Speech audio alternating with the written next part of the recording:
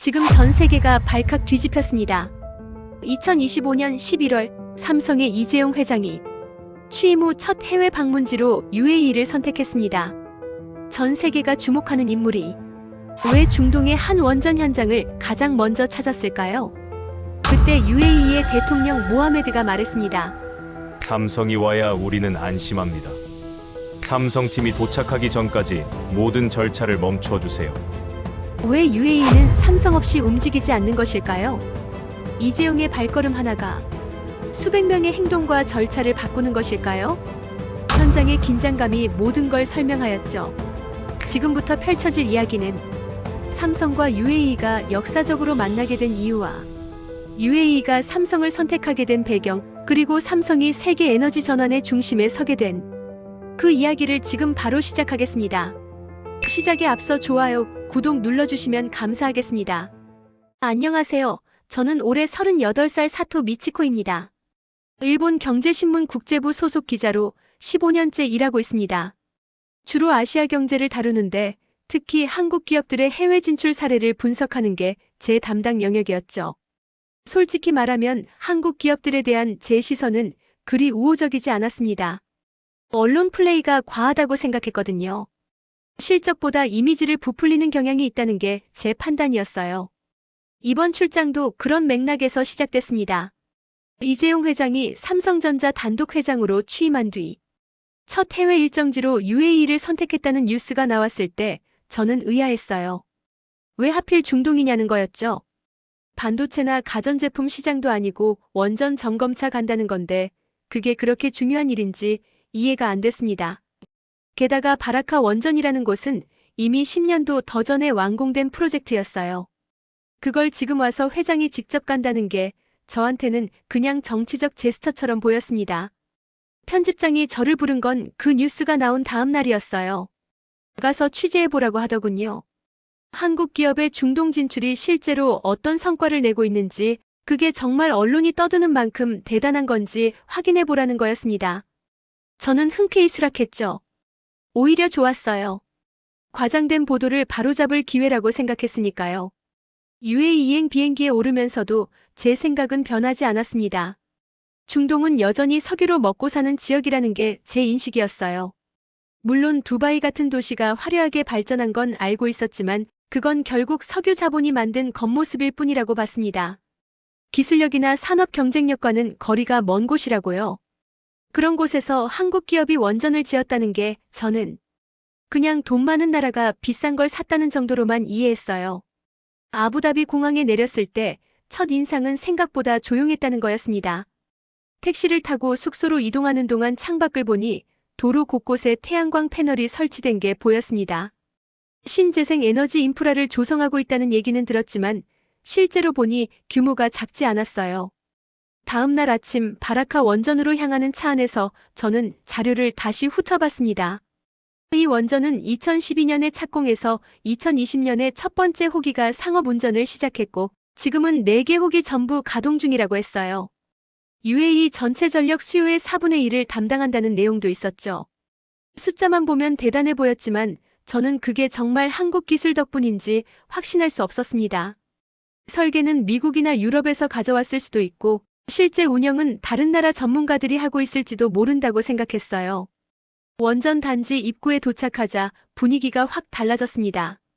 보안 검색이 3단계나 있었고 신분증 확인과 차량 검사가 꼼꼼하게 진행됐어요. 이건 예상했던 거라 놀랍지 않았습니다. 원전이니까 당연히 경계가 삼엄하겠죠. 안전요원들은 말이 없었지만 동선 하나하나가 정확했어요. 원전 외부 시설을 둘러보면서 저는 점점 이상한 느낌을 받기 시작했습니다.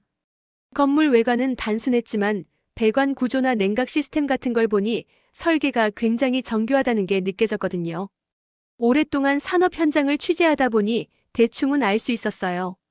이건 그냥 돈 주고 사온 기술이 아니라 누군가 오랜 시간 연구하고 최적화한 결과물처럼 보였습니다. 오후쯤 되니까 현장 분위기가 조금씩 달라지기 시작했습니다. 사람들이 분주하게 움직였고 보안 요원들의 숫자도 늘어났어요. 누군가 중요한 인물이 곧 도착할 거라는 걸 짐작할 수 있었죠. 이재용 회장 얘기였습니다. 그 순간 저는 다시 냉소적인 마음이 들었어요. 결국 언론 플레이구나 싶었거든요. 회장이 현장에 와서 몇 마디 던지고 사진 몇 장 찍고 그걸로 뉴스를 만드는 거 아니냐고요. 그런데 UAE 측 사람들의 반응이 제 예상과 달랐습니다. 그들은 긴장하고 있었어요. 형식적인 환영 준비가 아니라 정말로 중요한 손님을 맞이하는 것처럼 보였습니다. 공무원처럼 보이는 사람들도 여러 명 나와 있었고 다들 진지한 표정으로 무언가를 점검하고 있었어요. 저는 그 광경을 보면서 조금 혼란스러워졌습니다. 이게 정말 그냥 의례적인 방문인가 싶었거든요. 해가 기울기 시작할 무렵 원전 외곽도로에서 차량 행렬이 보였습니다. 검은색 승용차 몇 대가 천천히 들어오고 있었어요. 주변이 조용해졌습니다. 저는 멀찍이 서서 그 모습을 지켜봤죠. 차에서 내린 사람이 이재용 회장이었어요. 사진으로만 봤던 인물이었는데 실제로 보니 생각보다 차분해 보였습니다. 화려한 제스처나 과장된 표정 같은 건 없었어요. 그냥 묵묵히 앞으로 걸어갔죠. UAE 측 고위 관계자로 보이는 사람이 그를 맞이했습니다. 악수를 나누는 모습이 보였는데 그게 단순한 인사처럼 느껴지지 않았어요. 뭔가 오래 쌓인 신뢰 같은 게 그 사이에 있는 것처럼 보였습니다. 저는 그 순간 이상한 기분이 들었어요. 내가 지금까지 알던 한국 기업의 이미지와 여기서 보고 있는 장면이 자꾸 어긋났거든요. 저는 제 노트북을 열어서 기사 초안을 쓰기 시작했습니다. 하지만 손이 잘 안 움직였어요. 뭘 써야 할지 모르겠더군요. 예상했던 각도로 기사를 쓰자니 오늘 본 것들이 자꾸 걸렸습니다. UAE의 체계적인 보안, 정교한 시설, 그리고 사람들의 진지한 태도. 이게 정말 그냥 돈으로 산 결과물일까? 저는 계속 의심했지만 동시에 확신도 흔들리고 있었어요. 해가 완전히 지고 어둠이 내렸을 때 저는 숙소로 돌아가는 차 안에서 창밖을 바라봤습니다. 바라카 원전의 불빛이 멀리서 반짝이고 있었어요. 저는 그 빛을 보면서 생각했습니다. 도대체 한국 기업이 여기서 뭘 한 걸까? UAE는 왜 한국을 선택한 걸까? 그리고 이재용 회장은 왜 10년도 더 지난 프로젝트를 보러 직접 이곳까지 온 걸까? 답은 아직 없었습니다. 저는 여전히 확신할 수 없었어요. 하지만 한 가지는 분명했습니다. 제가 알던 것보다 이 이야기는 훨씬 복잡했고 제가 예상했던 것보다 깊은 무언가가 이 땅에 남아있다는 거였죠. 저는 그날 밤 잠을 제대로 이루지 못했습니다. 머릿속에서 오늘 본 장면들이 계속 맴돌았거든요. 그리고 내일 무엇을 보게 될지, 그게 제 생각을 어떻게 바꿔놓을지 저는 알 수 없었습니다. 다음 날 아침 저는 다시 바라카 원전으로 향했습니다. 전날 밤 잠을 설쳤던 탓에 머리가 무겁긴 했지만 오히려 정신은 더 또렷했어요. 오늘은 원전 내부로 들어갈 수 있다는 얘기를 들었거든요. 저는 여전히 회의적이었습니다. 시설이 아무리 깔끔해봤자 결국 외형일 뿐이라고 생각했어요. 실제 운영이 어떻게 되는지 봐야 알 수 있는 거라고요. 입구에서부터 절차가 시작됐습니다. 전날보다 훨씬 까다로웠어요. 신분증을 3번 확인했고 소지품 검사도 2차례나 받았습니다. 금속 탐지기를 지나고 엑스레이 검사를 받고 그 다음엔 별도의 대기실에서 10분 정도 기다려야 했어요. 지루하긴 했지만 동시에 이 모든 과정이 하나도 빠짐없이 진행된다는 게 신기했습니다. 누군가 감시하는 것도 아닌데 모든 직원이 정해진 순서를 정확히 따르고 있었어요. 내부로 들어서자 온도부터 달랐습니다. 쾌적했어요. 습도도 일정하게 유지되고 있었고 공기 흐름도 느껴졌습니다. 복도는 넓었고 바닥은 깨끗했어요. 생각했던 것보다 훨씬 정돈된 공간이었죠. 저는 안내를 맡은 실무자를 따라 걸으면서 주변을 관찰했습니다. 벽면에는 안전수칙이 여러 언어로 적혀 있었고 비상구 표시도 곳곳에 보였어요. 그런데 이게 단순히 규정을 지키려고 붙여놓은 게 아니라 실제로 사람들이 숙지하고 있다는 게 느껴졌습니다. 첫 번째로 들어간 곳은 중앙 제어실이었습니다. 문을 열자마자 수십 개의 모니터가 눈에 들어왔어요. 각 화면마다 다른 정보가 실시간으로 표시되고 있었고 담당자들은 각자의 자리에서 집중하고 있었습니다. 말소리는 거의 들리지 않았어요. 조용했지만 긴장감은 분명히 존재했습니다. 저는 그 분위기에 압도당했어요. 이건 제가 예상했던 모습이 아니었거든요. 한국 엔지니어로 보이는 사람이 모니터 앞에서 뭔가를 점검하고 있었습니다. 손동작이 빨랐어요. 키보드를 두드리고 화면을 확인하고 옆 사람과 짧게 고개를 끄덕이는 게 전부였지만 그 과정이 굉장히 자연스러웠습니다. 마치 수백 번 반복한 것처럼 정확했어요. 저는 그 모습을 지켜보면서 이상한 느낌을 받았습니다. 이 사람들은 단순히 일을 하고 있는 게 아니라 뭔가를 유지하고 있다는 느낌이었어요. UAE 측 책임자로 보이는 사람이 저를 다음 구역으로 안내했습니다. 그는 여전히 말이 없었지만 걷는 속도나 시선 처리가 정확했어요. 복도를 지나면서 저는 벽면에 붙은 차트들을 봤습니다. 온도, 압력, 냉각수 순환 속도 같은 수치들이 시간대별로 기록돼 있었어요. 숫자 하나하나가 손으로 직접 적힌 게 아니라 시스템이 자동으로 기록하고 있다는 게 표시되어 있었습니다. 그런데 그 옆에 사람이 직접 확인한 체크 표시도 함께 있었어요. 자동화와 수동 확인이 동시에 이루어지고 있었던 거죠. 다음으로 들어간 곳은 터빈 구역이었습니다. 문을 열자 소음이 들렸어요. 크진 않았지만 일정한 진동음이 공간을 채우고 있었습니다. 거대한 터빈이 천천히 회전하고 있었고 그 주변으로 배관과 계측 장비들이 빼곡히 연결돼 있었어요. 저는 그 규모에 놀랐습니다. 사진으로만 봤을 때와는 전혀 다른 느낌이었거든요. 실제로 보니 이게 얼마나 정교하게 설계된 시스템인지 알 수 있었어요. 작업자 몇 명이 터빈 하단부를 점검하고 있었습니다.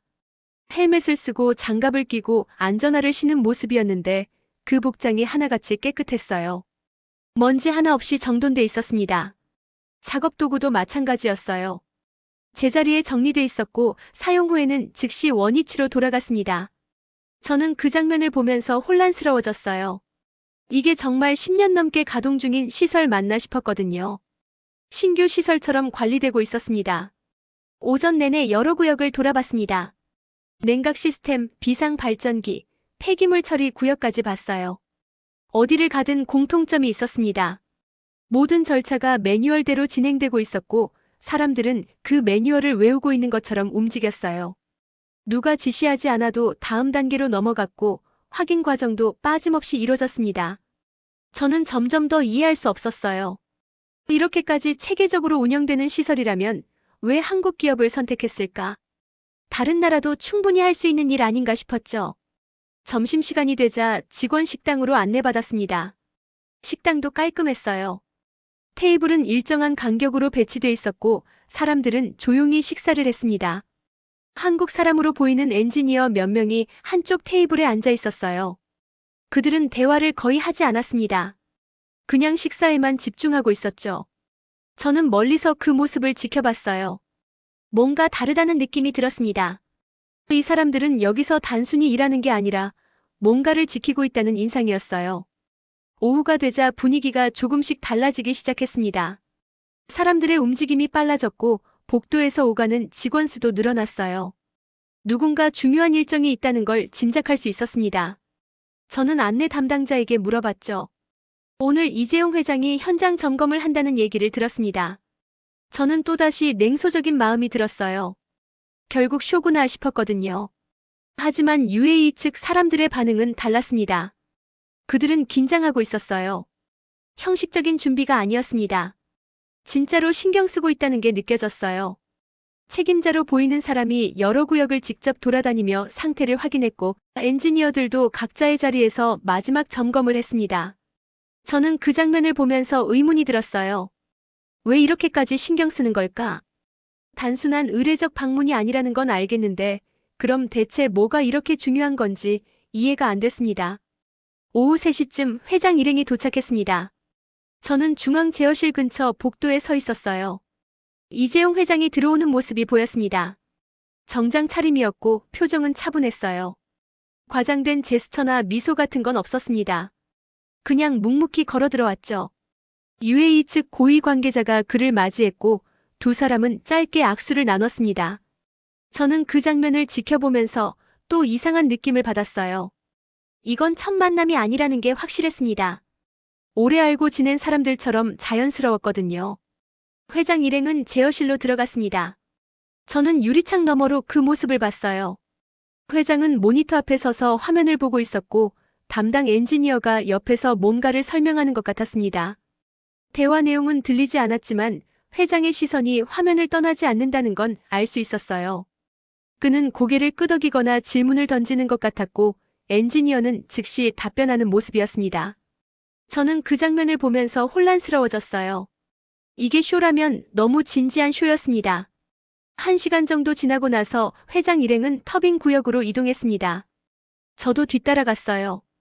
회장은 터빈 앞에 서서 한참 동안 그 모습을 바라봤습니다. 말은 없었지만 그 시선이 단순히 구경하는 게 아니라는 걸 느낄 수 있었어요. 뭔가를 확인하고 있다는 느낌이었습니다. UAE 측 책임자가 옆에서 설명을 이어갔고 회장은 가끔 고개를 끄덕였습니다. 저는 그 분위기 속에서 점점 더 답답해졌어요. 도대체 이 사람들은 뭘 보고 있는 걸까? 저한테는 그냥 돌아가는 기계일 뿐인데 이들에게는 뭔가 다른 의미가 있는 것처럼 보였습니다. 점검이 끝나고 회장 일행이 떠난 뒤 현장은 다시 조용해졌습니다. 하지만 사람들의 표정은 전과 달랐어요. 긴장이 풀린 게 아니라 뭔가 확인받은 것처럼 보였습니다. 저는 그게 뭔지 알 수 없었어요. 단지 회장이 다녀갔다는 것뿐인데 왜 이런 분위기가 되는 건지 이해할 수 없었습니다. 저는 그날 저녁 숙소로 돌아와서 자료를 다시 펼쳤습니다. 바라카 원전에 대한 기사들, 한국 기업의 해외 원전 수주 사례, UAE의 에너지 정책 같은 것들을 다시 읽어봤어요. 숫자는 여전히 대단해 보였지만 오늘 본 것과는 달랐습니다. 숫자는 결과일 뿐이고 제가 본 건 과정이었거든요. 그 과정이 얼마나 정교한지, 얼마나 많은 사람이 그걸 유지하기 위해 움직이는지 자료만 봐서는 알 수 없었던 것들이었어요. 저는 노트북을 덮고 창밖을 바라봤습니다. 바라카 원전의 불빛이 멀리서 보였어요. 어제도 봤던 그 불빛이었지만 오늘은 다르게 느껴졌습니다. 저는 여전히 한국이라는 나라를 인정할 수 없었어요. 언론 플레이가 과하다는 생각도 여전했고요.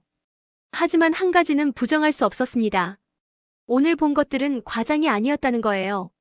실제로 작동하고 있었고 사람들은 그걸 신뢰하고 있었습니다. 저는 그 이유를 알고 싶었어요. 도대체 무엇이 이들을 이렇게 움직이게 만드는 건지 그게 궁금했습니다. 다음 날 아침 저는 다시 원전으로 향했습니다. 이번엔 더 깊숙한 구역으로 들어갈 수 있다는 얘기를 들었어요. 핵심 운영 구역이라고 했습니다. 저는 긴장했어요. 이제 더 이상 겉모습만 보는 게 아니라 실제 작동 원리를 볼 수 있을 거라는 생각이 들었거든요. 동시에 두려움도 있었습니다. 만약 오늘도 어제처럼 예상을 벗어나는 장면을 본다면 제 판단은 또 흔들릴 테니까요. 오전 9시 저는 원전 내부 깊숙한 곳으로 안내받았습니다. 복도를 지나 계단을 내려가니 온도가 조금 낮아졌어요. 습도 조절이 더 철저하게 이루어지는 구역 같았습니다. 안내 담당자는 여전히 말이 없었고 저는 그저 따라갔죠. 문을 열고 들어서자 넓은 작업 공간이 나타났습니다. 여러 대의 장비가 일렬로 배치돼 있었고 그 사이로 사람들이 움직이고 있었어요. 한국 엔지니어들이었습니다. 헬멧을 쓰고 작업복을 입은 모습이었는데 그 복장이 하나같이 깔끔했어요. 작업 중이었지만 어수선한 느낌은 전혀 없었습니다. 각자 자기 위치에서 정확히 움직이고 있었고 도구를 사용하는 모습도 빠르고 정확했어요. 저는 그 광경을 보면서 입을 다물 수 없었습니다. 이건 단순히 훈련된 움직임이 아니었어요. 뭔가 더 깊은 신뢰가 그들 사이에 있다는 게 느껴졌습니다. 한 엔지니어가 계측 장비 앞에서 숫자를 확인하고 있었습니다. 화면에 표시된 데이터를 보고 노트에 적고 다시 화면을 확인하는 과정을 3번 반복했어요. 그리고 옆 사람에게 고개를 끄덕였습니다. 옆 사람은 그 신호를 받고 다음 단계로 넘어갔어요. 대화는 없었지만 완벽하게 이해하고 있다는 게 분명했습니다. 저는 그 장면을 보면서 놀랐어요. 이 사람들은 서로를 절대적으로 신뢰하고 있었습니다. 조금 떨어진 곳에서 다른 팀이 배관 점검을 하고 있었습니다. 3명이 한 조였는데 한 명은 배관을 직접 확인하고 한 명은 수치를 기록하고 한 명은 주변 상황을 감시하고 있었어요. 역할이 명확했습니다. 그리고 그 역할이 중간에 바뀌지 않았어요. 처음부터 끝까지 같은 사람이 같은 일을 했습니다. 저는 그게 왜 중요한지 알 수 있었어요. 일관성이 있어야 실수가 줄어든다는 걸요. 작업이 끝나자 그들은 도구를 정리했습니다. 제자리에 하나씩 돌려놓았고 마지막으로 체크리스트를 확인했어요. 모든 도구가 제 위치에 있는지 눈으로 보고 손으로 만지고 다시 한번 확인했습니다. 그 과정이 끝나고 나서야 자리를 떠났어요. 저는 그 모습을 보면서 감탄했습니다. 이 사람들은 절차를 지키는 게 아니라 절차를 믿고 있었어요. 오전 내내 여러 작업 장면을 봤습니다. 냉각수 순환 시스템 점검, 압력 조절 장치 교정, 비상 전원 테스트 같은 것들이었어요. 모든 작업에 공통점이 있었습니다. 숫자 기반으로 움직인다는 거였어요. 감각이나 경험에 의존하지 않았습니다. 정해진 기준치가 있었고 그 기준치를 벗어나면 즉시 조치가 이루어졌어요. 저는 그 방식이 얼마나 정교한지 이제 알 수 있었습니다. 한 장면이 특히 인상 깊었습니다. 한 엔지니어가 터빈 내부 온도를 측정하고 있었는데 숫자가 예상보다 0.3도 높게 나왔어요. 아주 작은 차이였지만 그는 즉시 팀장으로 보이는 사람에게 보고했습니다.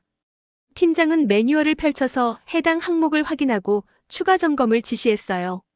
10분 뒤 원인이 밝혀졌습니다. 센서 위치가 미세하게 틀어져 있었던 거였어요. 수정 후 다시 측정하자 정상 범위로 돌아왔습니다. 저는 그 과정을 지켜보면서 경탄했어요.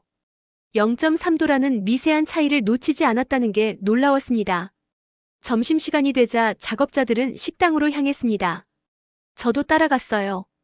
식사는 조용했습니다. 사람들은 대화를 거의 하지 않았고 그냥 식사에만 집중했어요. 하지만 그 분위기가 어색하지 않았습니다. 오히려 자연스러웠어요. 일에 집중하는 사람들이 쉬는 시간에도 불필요한 에너지를 쓰지 않는다는 느낌이었습니다. 저는 그 모습을 보면서 이해했어요. 이 사람들은 여기서 단순히 시간을 보내는 게 아니라 뭔가를 유지하기 위해 존재하고 있다는 걸요. 오후가 되자 분위기가 달라졌습니다. UAE 측 고위 관계자들이 현장에 나타났어요. 정장 차림이었고 표정은 진지했습니다. 그들은 한국 엔지니어들과 함께 제어실로 들어갔고 모니터 앞에 서서 뭔가를 확인했어요. 저는 유리창 너머로 그 장면을 봤습니다. UAE 측 사람들은 고개를 끄덕이며 만족스러운 표정을 지었어요. 한국 엔지니어들은 여전히 차분했고요. 저는 그 장면을 보면서 깨달았습니다. UAE가 한국을 선택한 이유는 기술만이 아니라 이 신뢰 때문이었다는 걸요. 조금 뒤 이재용 회장이 다시 현장에 나타났습니다. 어제와 똑같은 차분한 모습이었어요. 하지만 이번엔 분위기가 달랐습니다. UAE 측 최고 위급 인사로 보이는 사람이 함께 있었거든요. 두 사람은 나란히 걸으며 현장을 둘러봤고 가끔 멈춰 서서 대화를 나눴어요. 저는 그 모습을 보면서 놀랐습니다. 이건 단순한 시찰이 아니었어요. 뭔가 더 깊은 논의가 오가고 있다는 게 느껴졌습니다. 회장과 UAE 고위 인사는 터빈 구역으로 이동했습니다. 저도 조심스럽게 따라갔어요. 두 사람은 터빈 앞에 서서 한참 동안 그것을 바라봤습니다. 회장은 고개를 약간 숙인 채 집중하고 있었고 UAE 측 인사는 옆에서 뭔가를 설명하는 것 같았어요. 저는 그 장면을 보면서 감탄했습니다. 이 사람들은 단순히 기계를 보고 있는 게 아니었어요. 그 기계가 만들어낸 결과, 그 결과가 가져올 미래를 보고 있었습니다. 회장 일행이 떠난 뒤 현장은 다시 일상으로 돌아갔습니다. 하지만 사람들의 표정에서 뭔가 달라진 게 느껴졌어요. 자신감 같은 거였습니다. 자기들이 하는 일이 인정받았다는 확신이 그들에게 있었어요. 저는 그 분위기 속에서 깨달았습니다. 이 원전은 단순히 전기를 만드는 시설이 아니라 한국이라는 나라의 실력을 증명하는 공간이었다는 걸요. 저는 그날 저녁 숙소로 돌아와서 노트를 펼쳤습니다. 오늘 본 것들을 정리하고 싶었어요. 숫자 기반 관리 절차의 일관성, 팀워크, 신뢰, 정확성. 이 단어들이 계속 머릿속을 맴돌았습니다. 저는 이제 알 수 있었어요. 한국 기술이 왜 신뢰받는지, UAE가 왜 한국을 선택했는지. 그건 기술력만의 문제가 아니었습니다. 사람들이 만들어낸 시스템, 그 시스템을 지키는 태도, 그리고 그 태도를 믿는 신뢰가 합쳐진 결과였어요. 하지만 저는 여전히 완전히 이해하지 못했습니다. 왜 한국인가?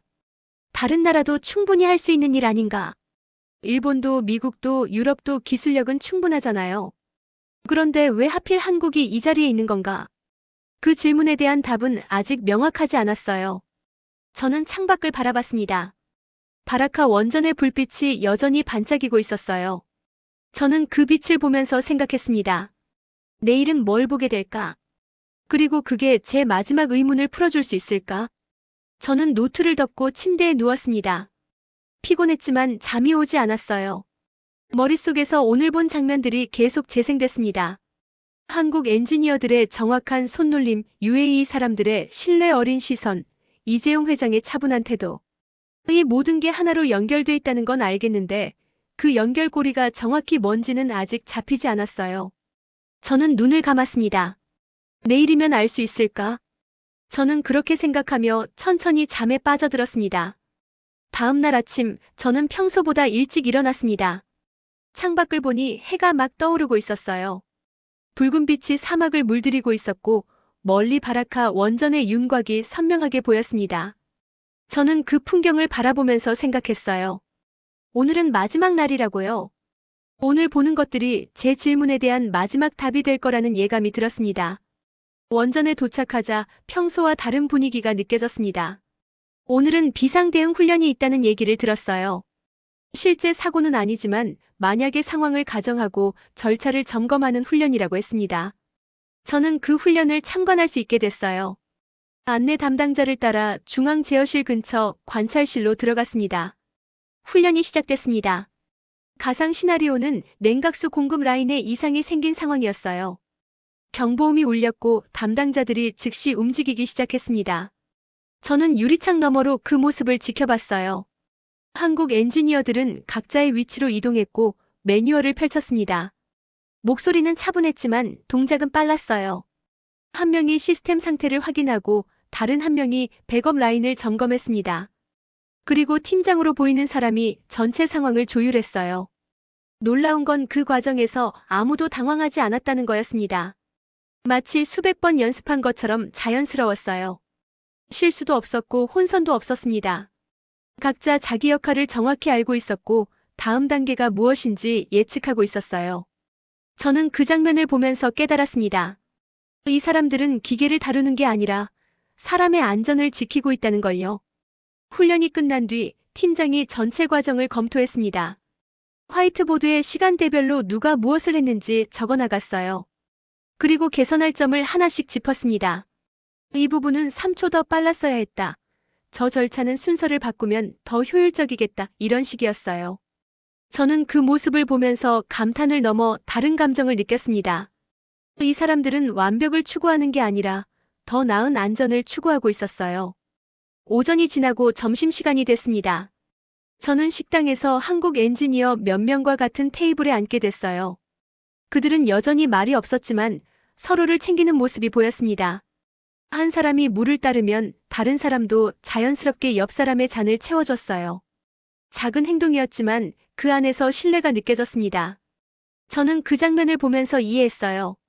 이 사람들의 협업은 규칙 때문이 아니라 서로를 믿기 때문에 가능하다는 걸요. 오후가 되자 UAE 측 실무자들과 한국 엔지니어들이 함께 모여 회의를 했습니다. 저는 뒤쪽에 앉아서 그 모습을 지켜봤어요. 화면에는 다음 분기 점검 계획이 표시되어 있었고 담당자가 하나씩 설명했습니다. UAE 측 사람들은 고개를 끄덕이며 듣고 있었고 가끔 질문을 던졌어요. 한국 엔지니어는 즉시 답변했습니다. 숫자를 제시하고 그래프를 보여주고 근거를 설명했어요. 그 과정이 명확했습니다. 회의가 끝난 뒤 UAE 측 책임자가 한국 팀장과 악수를 나눴습니다. 그 악수가 오래 이어졌어요. 말은 없었지만 그 사이에서 신뢰가 느껴졌습니다. 저는 그 순간 깨달았어요. UAE가 한국을 선택한 이유는 기술력만이 아니라 이 신뢰 때문이었다는 걸요. 한국은 약속을 지켰고 절차를 존중했고 사람을 우선했습니다. 그게 신뢰를 만들었던 거예요. 저녁 무렵 이재용 회장이 마지막으로 현장을 찾았습니다. 이번엔 공식 일정이 아니라 조용히 들어왔어요. 정장이 아닌 편한 복장이었고 수행 인원도 적었습니다. 그는 제어실로 들어가 모니터를 한참 바라봤어요. 담당 엔지니어가 옆에서 설명했고 회장은 고개를 끄덕이며 들었습니다. 그리고 가끔 질문을 던졌어요. 엔지니어는 즉시 답변했고 회장은 만족스러운 표정을 지었습니다. 회장은 터빈 구역으로도 갔습니다. 저는 멀리서 그 모습을 지켜봤어요. 그는 터빈 앞에 서서 한참 동안 그것을 바라봤습니다. 말은 없었지만 그 시선에서 뭔가 다른 게 느껴졌어요. 단순히 기계를 보는 게 아니라 그 기계를 만든 사람들, 그것을 운영하는 사람들, 그리고 그것이 만들어낼 미래를 보고 있다는 느낌이었습니다. 저는 그 순간 깨달았어요. 리더란 결과만 보는 게 아니라 과정을 이해하는 사람이라는 걸요. 회장 일행이 떠난 뒤 저는 혼자 원전 외곽을 걸었습니다. 해가 지고 있었고 하늘은 주황빛으로 물들어 있었어요. 저는 지난 며칠을 떠올렸습니다. 제가 처음 이곳에 왔을 때 저는 한국을 믿지 않았어요. 과장된 보도라고 생각했고 실제로 보면 별것 아닐 거라고 예상했습니다. 하지만 제가 본 건 전혀 달랐어요. 한국은 기술로 승부하는 게 아니라 사람으로 승부하고 있었습니다. 저는 멈춰 섰습니다. 원전 건물이 저 멀리 보였어요. 불빛이 켜져 있었고 그 안에서 사람들이 여전히 일하고 있다는 걸 알 수 있었습니다. 그들은 지금도 숫자를 확인하고 절차를 따르고 서로를 믿으며 움직이고 있을 거예요. 저는 그 생각을 하니까 가슴이 먹먹해졌습니다. 제가 그동안 무엇을 보며 살아왔는지, 무엇을 놓치고 있었는지 깨닫게 됐거든요. 저는 노트를 꺼냈습니다. 기사를 써야 했어요. 하지만 손이 떨렸습니다. 무엇을 써야 할지 알 수 없었어요.